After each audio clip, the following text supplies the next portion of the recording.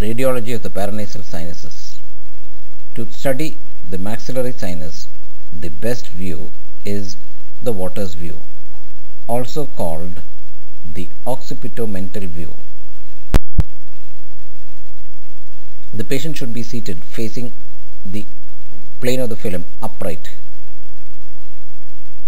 The mid-sagittal plane should be perpendicular to the plane of the film.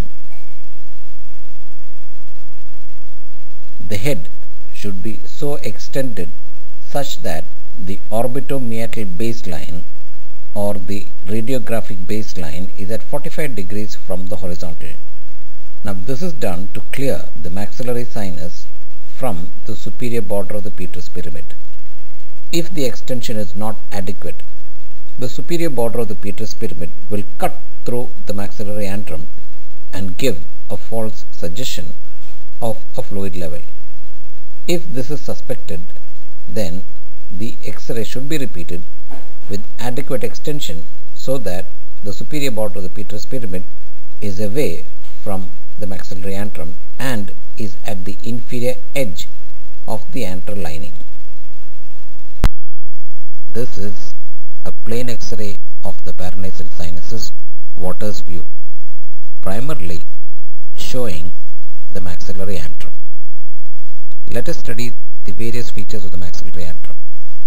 Plain X-ray of the Waters view is taken with the mid-sagittal plane perpendicular to the plane of the film and the head extended such that the orbitomeatal line makes an angle of 37 degrees with the horizontal.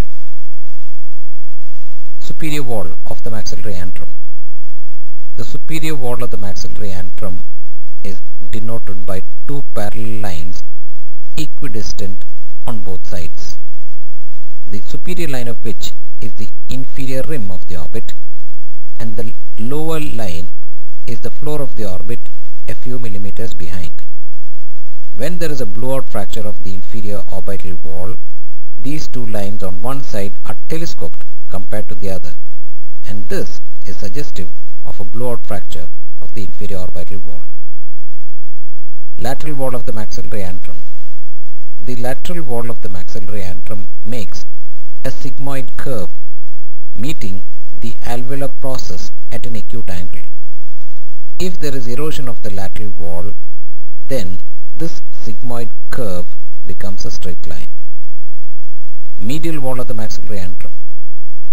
The medial wall of the maxillary antrum is a long plate 5 cm in length and when viewed end-on presents as an indistinct shadow.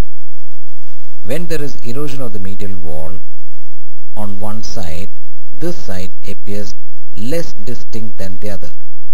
This is suggestive of an erosion of the medial wall in a maxillary antrum tumor.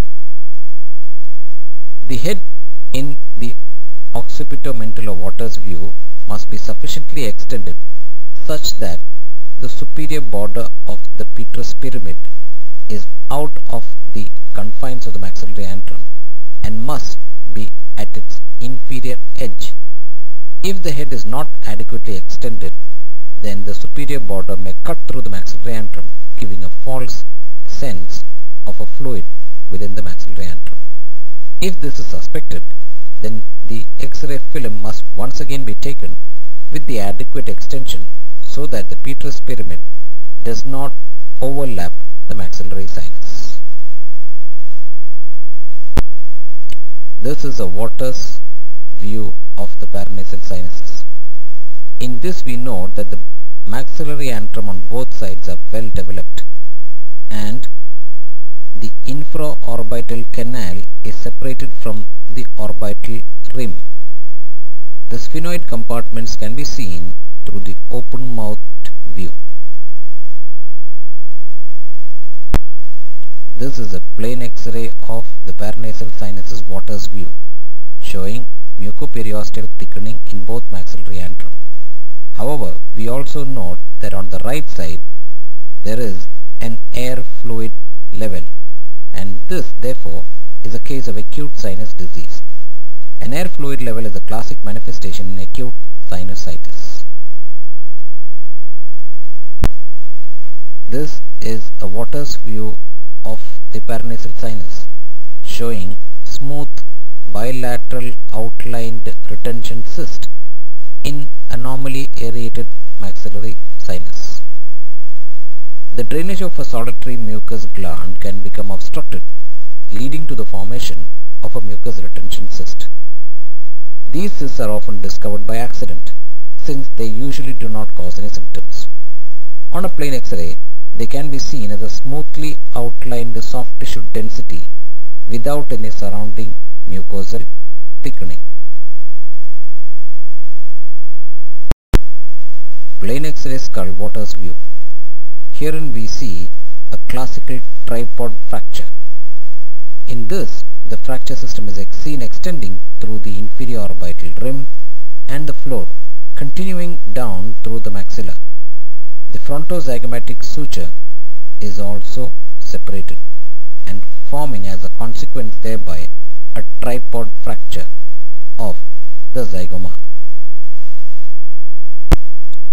Acute sinusitis usually results from secondary bacterial invasion after viral rhinitis.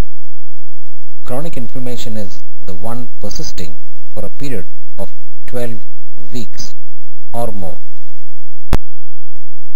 The Rhinosinusitis Task Force requires 2 or more major factors or 1 major factor and 2 minor factors persisting for longer than 12 weeks to constitute a diagnosis of chronic sinus disease.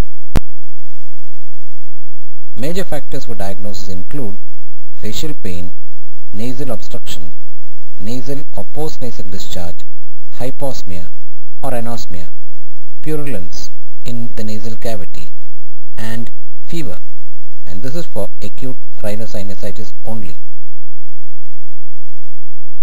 Minor factors are headache, fever for chronic rhinosinusitis, halitosis, fatigue, dental pain, cough, ear pain, pressure or fullness.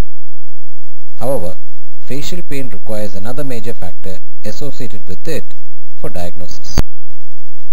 The findings suggestive of sinusitis on plain radiography are fluid-filled levels, opacification, haziness, and mucosal thickening. Cellulitis with swelling of the cheek produces clouding of the antral air space on Waters view, and this can mimic true clouding due to sinus disease.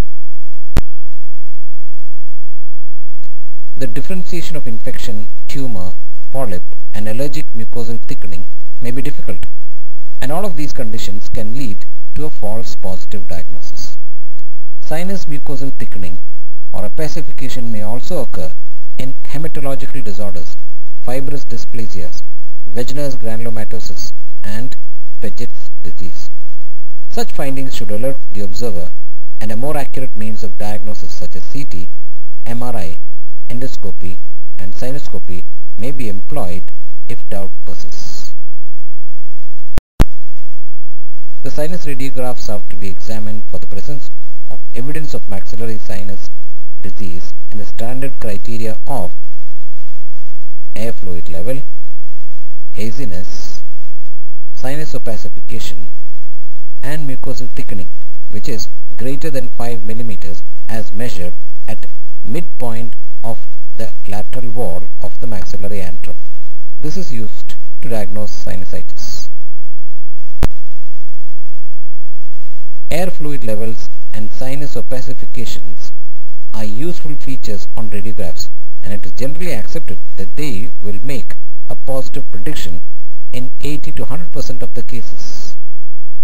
Haziness and mucosal thickening, however, are less reliable indicators of sinus disease.